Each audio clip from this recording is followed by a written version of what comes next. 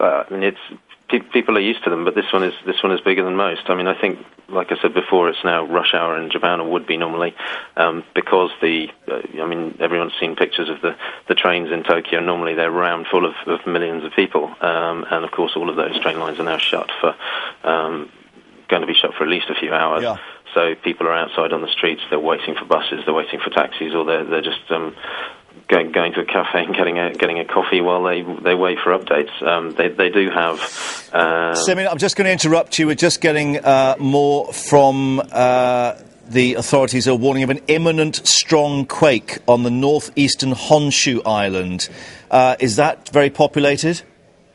Not as much as the areas around Tokyo and Osaka, for instance. Japan has some very dense population centres, but the northern part of Japan is not that populated. That said, there are some major cities. Aomori is a big one. Sendai is another one.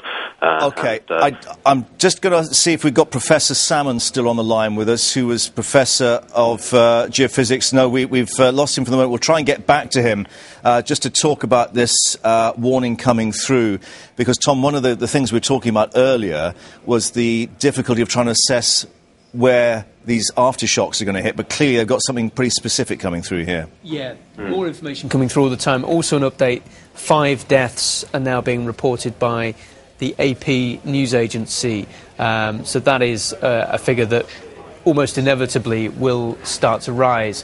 If we could go back perhaps to the oil refinery fire at the Chiba refinery, this is a real huge amount of fire that has just been created by a seat in this fire of all sorts of different fuels that are processed at this refinery. There's almost 400 people who work at this oil refinery, a big site about 30 miles or so away from Tokyo. They produce 220,000 barrels of oil every day, and also have a mix of other energies on site as well. Just a bit more coming through, Tom. Many feared buried in rubble after a hotel collapses in Sendai.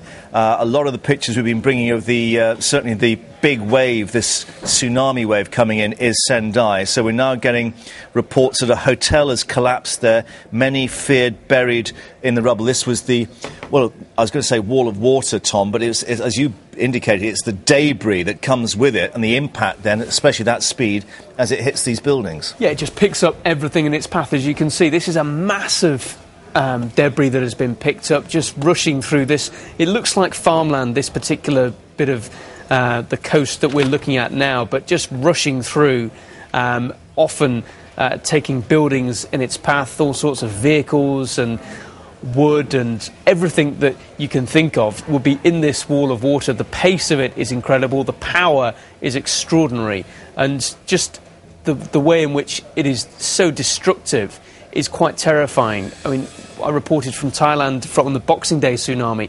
A couple of miles inland there was major damage. You see boats that have been lifted up and dropped a couple of miles inland. The power just is really hard to get across just from looking at this on screen, but if you're there on the ground watching this come in or driving away from it, it is a really terrifying prospect. And the port city of Sendai has around about 1 million people living there, so a major city, and that seems to be at the moment really where these most dramatic pictures are emerging this morning. A bit more on this situation, Honshu, 6.4 we're being told, so not as bad an earthquake as the one earlier, but clearly it's the cumulative effect, particularly on the sea conditions with these tsunami or tidal waves, and certainly that ties in with that warning that we were getting of another one being imminent for Honshu, the northeastern island, imminent strong quake they were warning people about.